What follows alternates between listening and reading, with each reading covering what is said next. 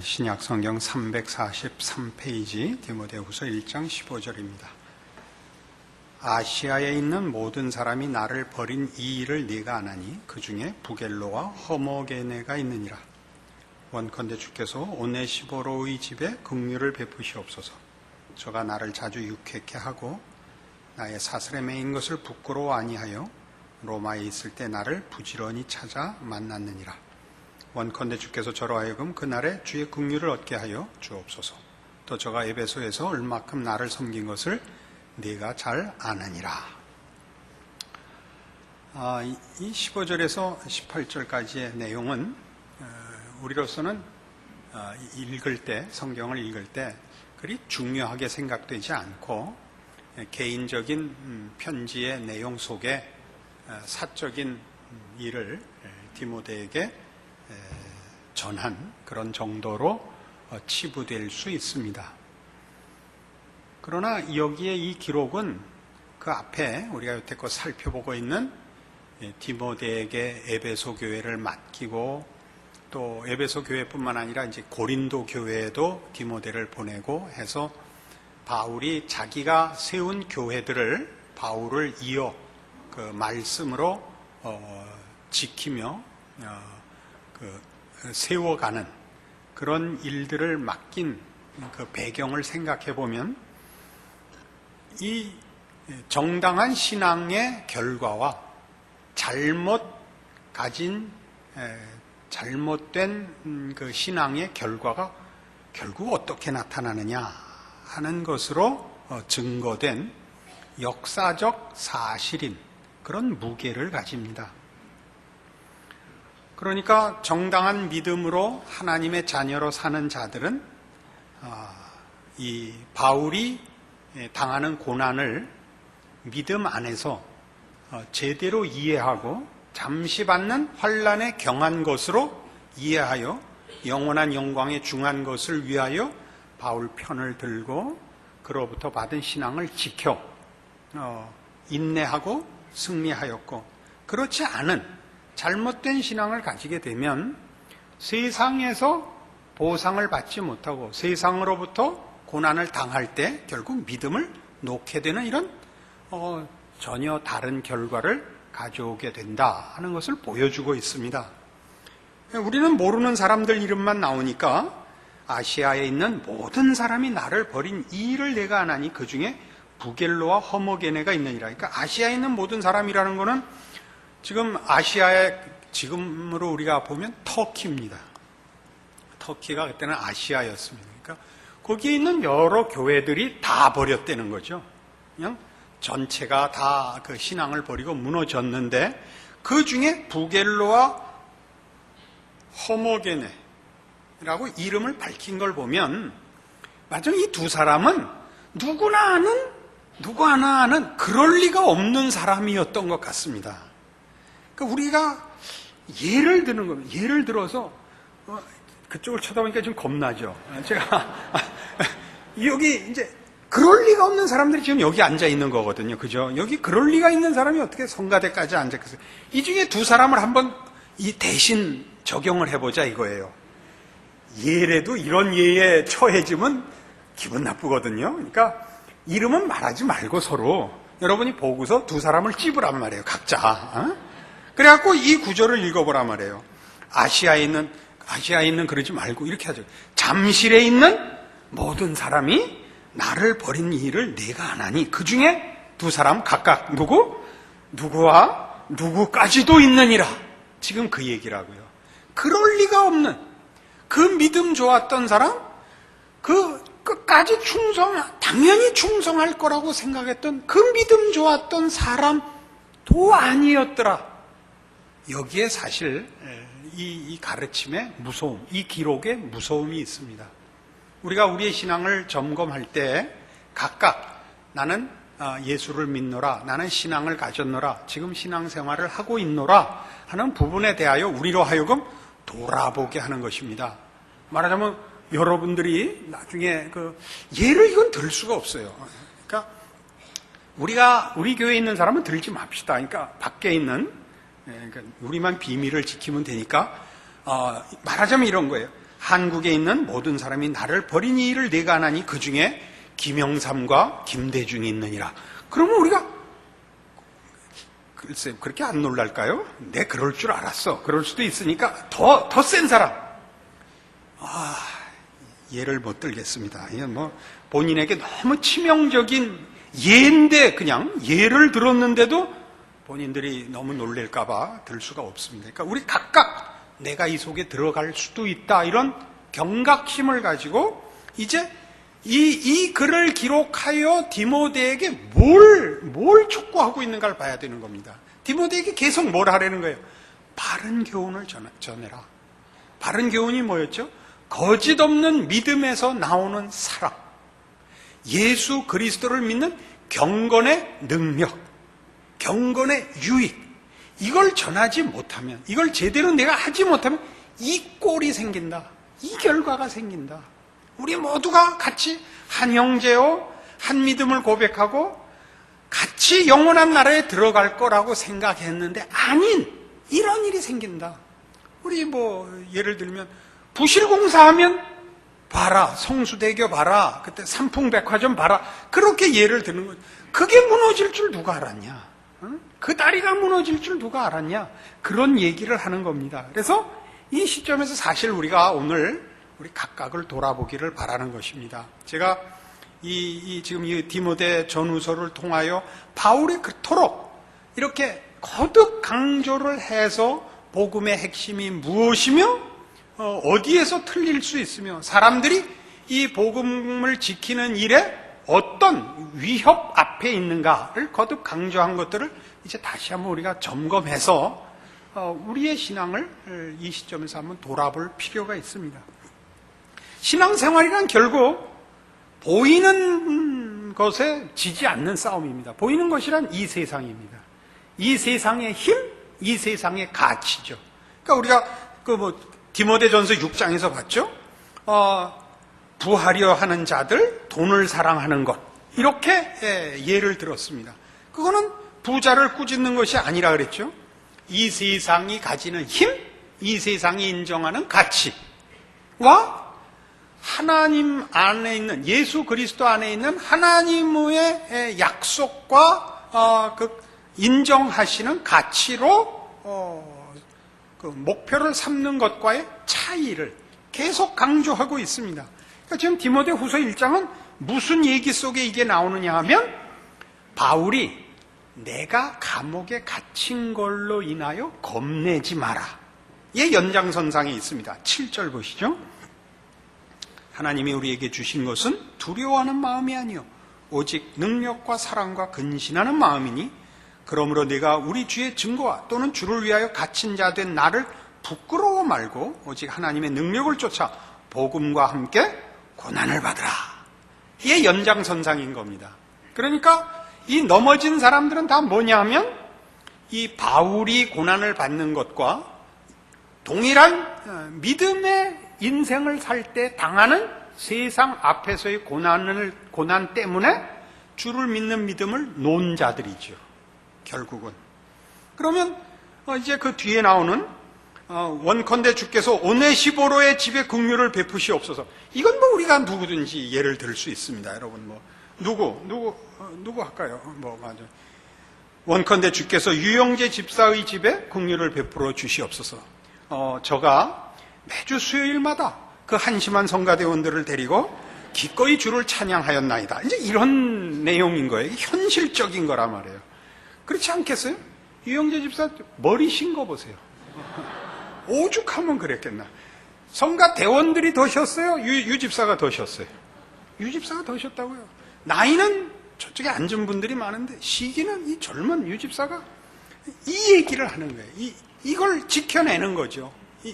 이제 우리 모두가 이 오네시보로의 자리에 들어가야 된다는 얘기입니다. 그가 어떻게 했다고요? 저가 나를 자주 유쾌케 하고 나의 사슬에 매인 것을 부끄러워 아니하여 로마에 있을 때 나를 부지런히 찾아 만났느니라. 로마에 있을 때는 감옥에 있었을 때입니다. 부지런히 찾아와서 위로하고 힘주고. 바울이 받은 유쾌함과 위로는 뭐였겠어요? 저들이 말씀 안에서 자라나는 것, 하나님의 사람으로 세상에 지지 않고 살고 그런 소식을 전하는 것이었겠죠. 그것이 바울로 하여금 감옥에 있지만 나는 매였으나 주의 말씀은 매이지 아니하였느니라 라는 고백을 만들어낼 수 있었던 그 근거가 되었겠지요. 그 얘기들을 하고 있는 것입니다. 그래서 이 싸움은 생각보다 사실은 근본적이고 끝까지 가는 싸움입니다. 세상의 협박과 시험 앞에 믿음으로만 우리의 그 고백과 믿음을 지켜낼 수 있느냐 하는 것은 신자들에겐 어느 하루 저녁 감동해서 울어갖고 해결되는 문제가 아닙니다. 왜냐하면 매일 새로운 하루를 맞이해야 되고 그 새 하루마다 여전히 큰 소리 치고 있는 이 세상과 이 세상의 교묘한 시험 앞에 우리가 늘 직면하고 있습니다. 하나님의 약속은 주님 오시는 날까지로 미루어져 있고 언제 오실지는 아직도 모르겠고 이 세상은 아직도 자기가 가진 권세로 매일 매순간 모든 경우를 동원하여 우리를 지치게 하고 시험하고 유혹하고 항복하게 하고 있습니다. 이 문제를 가장 대표적으로 다룬 것이 고린도전서 4장입니다. 찾아가 보십시다. 266페이지 고린도전서 4장 1절입니다. 사람이 마땅히 우리를 그리스도의 일꾼이요 하나님의 비밀을 맡은 자로 여길지어다. 그리고 맡은 자들에게 구할 것은 충성이니라. 너희에게나 다른 사람에게나 판단받는 것이 내게는 매우 작은 일이라. 나도 나를 판단치 아니하노니 내가 자책할 아무것도 깨닫지 못하나 그러나 이를 인하여 의롭다함을 얻지 못하노라. 다만 나를 판단하실 이는 주시니라. 그러므로 때가 이르기 전 곧 주께서 오시기까지 아무것도 판단치 말라. 그가 어두움에 감추인 것들을 드러내고 마음의 뜻을 나타내시리니 그때 각 사람에게 하나님께로부터 칭찬이 있으리라. 우리가 그냥 사실은 도움을 받지 않고 혼자 이 성경을 읽으면 이 1절에서 5절까지 내용이 무슨 얘기인지 사실은 전혀 알 수가 없습니다. 도움을 받으셔야 됩니다. 조금 설명을 붙이면 이제 금방 이 말의 의미를 아시게 됩니다. 바울이 고린도 교회를 세웠어요. 고린도 교회를 세웠다는 건 무슨 건물을 세운 게 아니라 고린도에 하나님을 믿는 백성들을 복음으로써 그가 하나님의 백성들을 낳았다. 나중에 그렇게 표현을 하는데 전도하여 구원 얻은 하나님의 백성들을 그가 세웠습니다. 그런데 이 고린도 교회의 교인들의 큰 그 특징은 이들이 굉장히 지식층이었다는 사실입니다.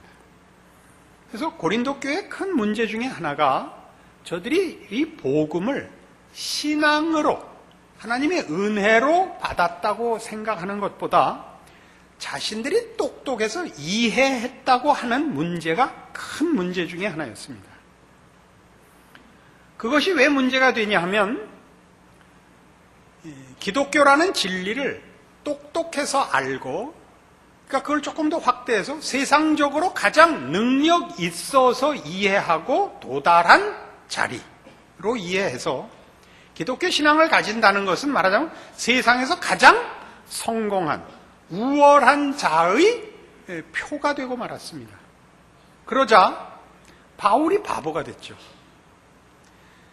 내가 전하는 이 복음대로 내가 전하는 복음이 유일하신 신의 사랑과 구원과 복주심의 내용이라면 어찌 유일하신 신의 종이 이렇게 어려움이 많고 세상적으로 아무 보상이 없고 볼만한 게 없냐. 이것으로 인하여 고린도 교회에서 사도 바울의 사도권을 의심하고 공격했습니다. 우선 이제 바울은 이렇게 봐서 이렇게 감동스러운 외모를 갖고 있지는 않았던 것 같습니다. 게다가 그는 또 병약했던 것으로 유명하고 아시다시피 많은 환난을 겪은 사람입니다.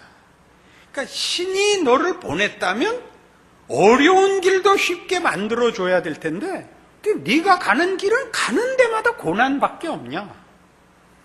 그렇다면 네가 믿고 증거하는 신이 잘못됐든가 아니면 네가 그 신이 기뻐하는 사자가 아니든가 둘 중에 하나 아닐 것이냐?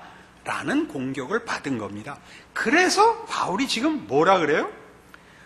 사람이 마땅히, 여기서 사람이라는 것은 지금 고린도 교회 교인들입니다. 너희들이 마땅히 나와 바나바를, 우리를 그리스도의 일꾼이요 하나님의 비밀을 맡은 자로 여길지어다 라는 말을 하는 겁니다. 우리가 하나님의 종이다. 그거 의심해서는 안 된다. 그건 분명한 사실이다. 그리고 맡은 자들에게 구할 것은 외적 증거가 아니고 충성이다. 우리를 보낸 주인의 맡긴 임무를 하는 것이 우리의 본무이지 우리가 얼마나 너희와 다르냐라는 다른 논쟁을 벌일 여유가 없다. 이것이 이제 맡은 자들에게 구할 것은 충성이니라 해놓고 이제 바로 그 싸움을 3절부터 하는 거죠. 너희에게나 다른 사람에게나 판단받는 것이 내게는 매우 작은 일이라. 나도 나를 판단치 아니하노니 내가 자책할 아무것도 깨닫지 못한다. 너희가 우리를 보고 무슨 신의 사자가 그 모양이냐? 왜 신이 너희를 보냈다면 너희의 행보가 이토록 고단하냐?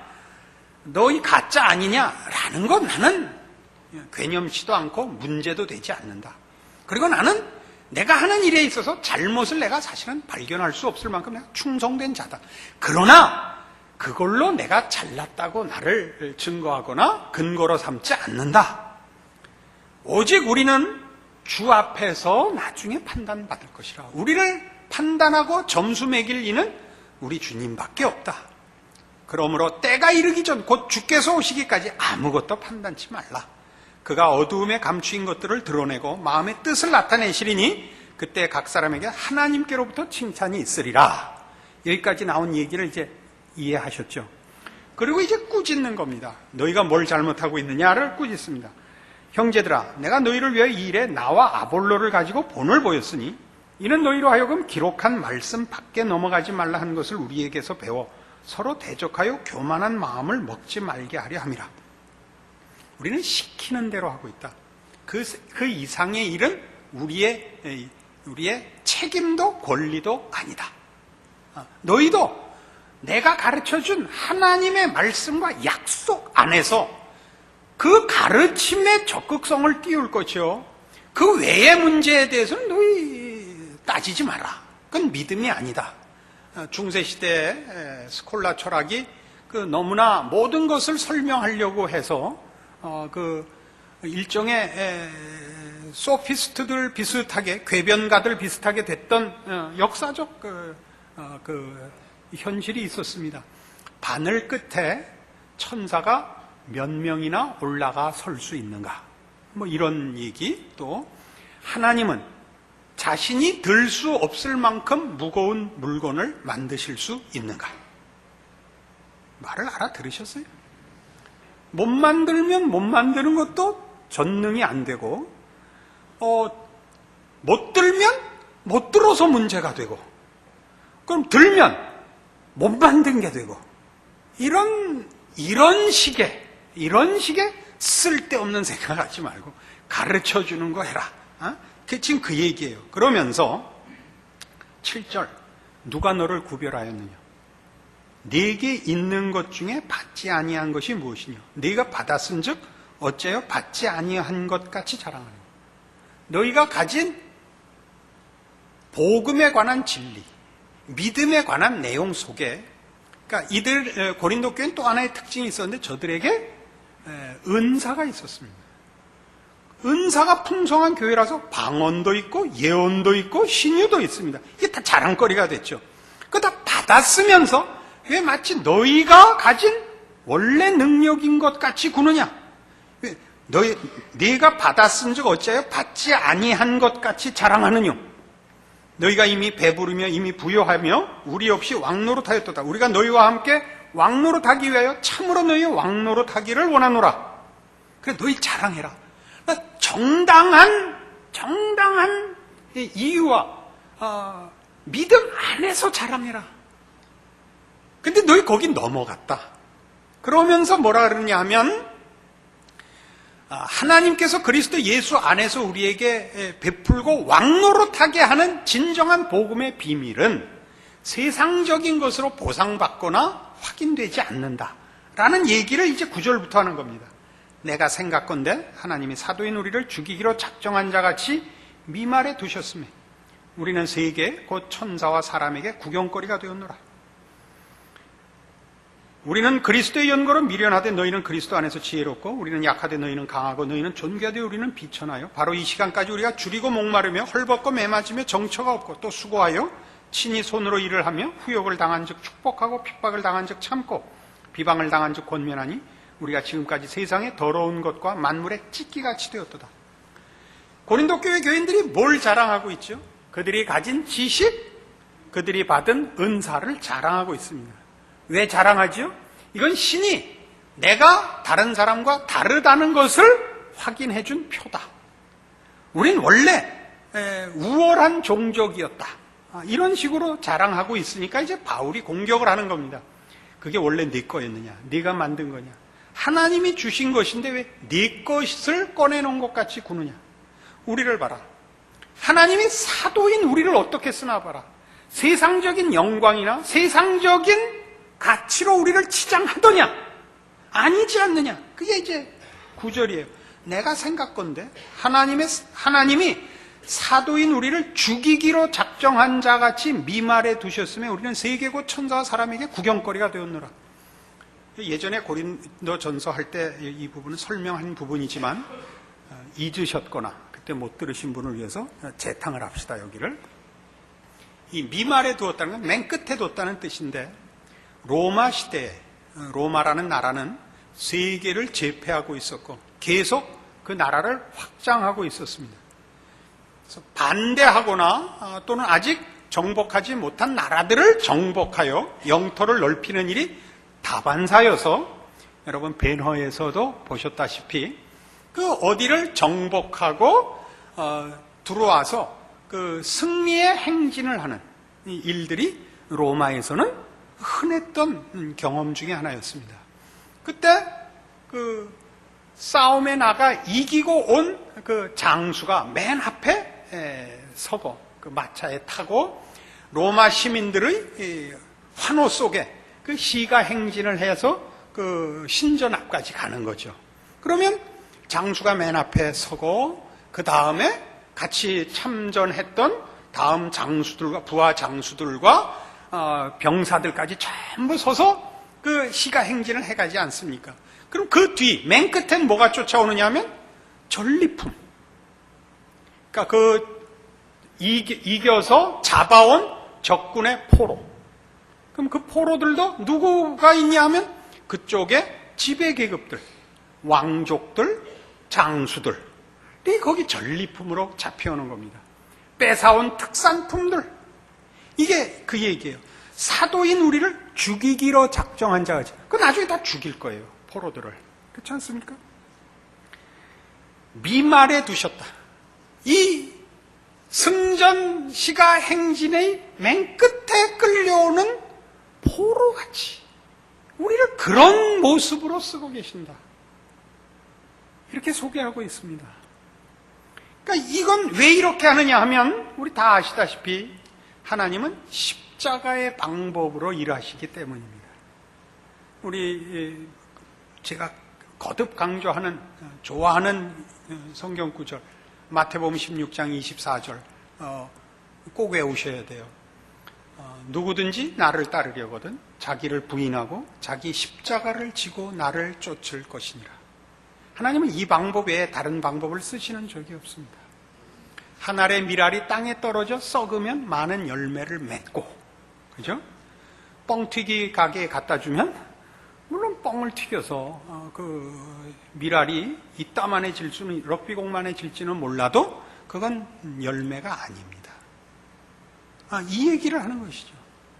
하나님이 우리에게 누구시며 무엇을 목표하시며 어떻게 그 일을 이루시는가까지 다 믿음의 내용입니다. 우리는 이 문제에서 너무 쉽게 그 약속들을 하나님이 어떻게 이루시는가 부분을 믿음의 내용에서 제외하는 버릇이 있습니다.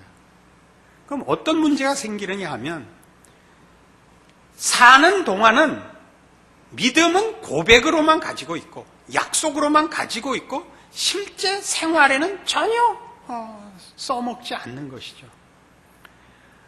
말하자면 조금 더 고급한 표현을 쓰면 신앙이 이론이 되고 관념이 되고 맙니다. 자신의 실체가 되고 생활에 써먹을 무기가 되질 않습니다. 그러니까 아무런 갈등 없이 세상 앞에 살 때는 세상의 방법대로 살고, 그리고 하나님 앞에서는 이 신앙을 고백하여 죽은 다음에 보험을 공고히 하는 이 양다리 걸치기 전쟁을 하게 됩니다. 전쟁이 아니죠. 그냥 타협을 하게 되죠. 그러면 결정적인 순간에 가랭이가 찢어지겠죠. 근데 사람은 찢어지는 걸 감당을 못하니까 그 양다리 중에 한 다리를 어디서 빼느냐 하면 하나님에게서 빼서 세상의 다리에다 붙여놓더라. 그게 오늘 본문입니다. 아시아에 있는 모든 사람이 나를 버리니를 네가 알거니와 그 중에 누가 있었다. 그 누구와 누구도 있었다. 그 누구, 그럴 리가 없는 그 사람도 있었다. 우리가 놀래야 되는 겁니다. 세상은 말이죠, 우리가 자기 편이 아닌 걸 압니다. 그래서 우리를 혹독하게 공격을 해서 우리로 하여금 예수를 놓게 만들고 우리의 고백을 헛되게 만들려고 매일 공격을 합니다. 쉼 없이 공격을 합니다. 그래서 신앙생활은 접어놓고 할 수가 없고 내세를 위하여 감춰 놓을 수가 없습니다. 그러니까 우리는 아니죠. 여러분은, 나는 안 그러니까 여러분은 매일 사실은 아닐 수가 있습니다. 매일 그 이름을 듭시다. 우리 실제 이름을 들면 자꾸 시험 받으니까. 아까 누구가 있었죠? 그 중에 부겔로와 허모게네가 있느니라. 그게 우리일 겁니다. 지금 서구 기독교계가 그랬던 것처럼 우리나라도 이제 먹고 살만해졌지 않습니까? 5일째 되지 않았습니까? 주말이 이틀이 됐죠. 여러분들 스스로를 살펴보십시오. 여러분들의 기쁨과 책임이 신앙적인 대로 와 있는가 보십시오. 우린 다 이제 놀고 개인 생활로 빠지고 신앙의 책임에서 벗어나는 것이 당연시되고 있습니다. 무슨 1년에 한두 번씩 모여서 어떤 이벤트를 하기는 합니다. 무슨 프로젝트를 집행하기도 합니다. 그러나 각 개인이 신자로서 자신을 매일 신앙의 싸움을 하여 하나님 앞에 은혜를 구하고 그가 한 고백에 맞지 않는 그 슬픔과 갈등을 아파하는 일들은 이제는 우리 주변에서 자꾸 사라지고 있습니다. 이걸 묻고 있는 겁니다. 이 현대 사회에서 제일 조심해야 할 설교의 자세가 뭐냐면 지지 못할 짐을 지우지 마라, 이렇게 되어 있습니다. 너무 과도한 신앙의 요구를 하지 마라. 그러면 교인들이 안 온다. 전 그리 못하겠습니다. 내는 그리 못한다. 믿을렘 제대로 믿고 말렘 빨리 말하라. 그러나 뒤에 거는 거기에는 적용되지 마십시오. 여러분들이 늘 신앙으로 승리할 수 있다고 그렇게 기대하지는 않습니다. 고민하셔야 되고 매일 싸우다 지셔야 됩니다. 이 싸움 자체가 없어지고 있는 데 대해서 제가 우려를 표명하는 것입니다. 이 싸움 자체가 없어지고 있어요. 너무 쉽게 믿습니다. 너무 쉽게 고백하고 자기가 한 고백의 의미를 몰라서 이 영생에 속하고 영원한 영광에 속하는 일들을 이 하루를, 한순간을 모면하기 위하여 팔아먹고 있다는 것을 모르는 것은 가슴 아픈 일입니다. 그러니까 우리 여기 보는 대로 뭐라 그랬죠? 디모데후서 다시 돌아와 보세요. 이제 이 말씀을 생각해 봅시다. 디모데후서 1장 7절, 하나님이 우리에게 주신 것은 두려워하는 마음이 아니요 오직 능력과 사랑과 근신하는 마음이니. 이게 신앙입니다. 신앙이란 뭐냐? 뭐라고요? 능력과 사랑과 근신이에요. 신자답게 살려는 싸움이며 신앙으로 이길 수 있는 현실이며, 그래서 그 일을 인하여 세상의 시험과 나의 연약함을 인하여 늘 깨어있고 말씀에 자신을 붙들어 매려고 애쓰며 기도하는 자세입니다. 그러므로 네가 우리 주의 증거와 또는 주를 위하여 갇힌 자 된 나를 부끄러워 말아라, 이거죠. 부끄러워 말아라. 여러분이 밖에 나가셔서 제 자랑을 많이 하고 있다는 것을 이번에 확인하고 왔습니다. 제주도에서 하는 사모 세미나에 갔더니 사모님들이 그 교회 아무개 있죠. 네, 제 사돈의 팔촌의 옆집에 사는 누구인데 목사님 말씀을 그렇게 많이 하는 걸 들었습니다. 뭐라 그러는데 이 세상에 우리 목사님 같은 분은 없어. 그런데요. 근데 제가 아는 그 사람은 신앙생활 안 해요. 근데 뭘 그렇게 밖에 나가서 나를 칭찬하는지 앞뒤가 맞질 않잖아요. 안 그래요? 우리 한국 교회가 세계 앞에 뭐라고 큰 소리를 치고 있냐 하면 다 비켜라. 우리가 맡겠다. 지금 그러고 있는 겁니다. 미국은 자기네가 맡겠다는 거예요. 뭐를? 세계 복음화를 자기네가 힘으로 맡겠다. 그게 이제 미국입니다. 미국은 기독교를 정치적 힘으로 가는 것이 하나님의 뜻을 이루는 방법이라고 믿는 나라입니다. 자기네가 제사장 나라고 심판관이라고 생각을 합니다. 한국교회는 정치까지는 아니래도 이 부흥과 이 많은 열심으로 세계를 하나님이 우리에게 맡겼다고 믿고 있습니다. 이렇게 말씀드리는 것이 과격한 비판일 수 물론 있습니다. 한국교회는 신앙적인 면에서는 전혀 수준이 없습니다. 개인의 신앙에 있어서는, 그 신앙 인격에 있어서는 전혀 수준이 없고 광기만 있습니다. 상상할 수 없는 열심만 있고 무지몽매한 원색성만 있습니다. 불에도 뛰어들고 물에도 뛰어들 겁니다. 그게 뭔지를 몰라서, 불이 뭔지 모르고 물이 뭔지 몰라서 뛰어들지 신앙이라고 생각되어지지 않습니다. 왜요? 불에 뛰어들고 물에 뛰어들 그런 믿음이면 그거보다 훨씬 쉬운 거는 아주 쉽게 해야 되잖아요. 손 씻어라, 그 이빨 닦아라, 이건 쉽잖아요. 이건 안 하고 나는 불에도 뛰어들 수 있고 물에도 뛰어들 수 있다. 내 마음을 정결케 하기 위하여 나는 불에도 뛰어들 수 있고, 불로 태우고 물로 씻으소서. 그러니까 제가 갖다 대는 비판은 겁니다. 그러지 말고 손이라도, 비누칠 안 해도 좋으니까 손이라도 씻고 이빨이라도 좀 닦고. 그거 안 하고 뭐 한다고요? 불에 뛰어들고 물에 뛰어들고 있습니다. 그러니까 우리는 어떻게 하고 있냐면 그걸 다 밀어놓죠. 주님 오시는 날 그때 제가 뛰어들겠습니다로 밀어놓고 지금 뭐 하는 거예요? 물론 손도 안 씻고 이빨도 안 닦고 아무 연습 안 하고, 그리고 뻔뻔스럽게 수요일에도 나와서 목사님, 저는 수요일에도 나오는 사람입니다. 저를 잊지 마옵소서. 부겔로와 허모게네니라.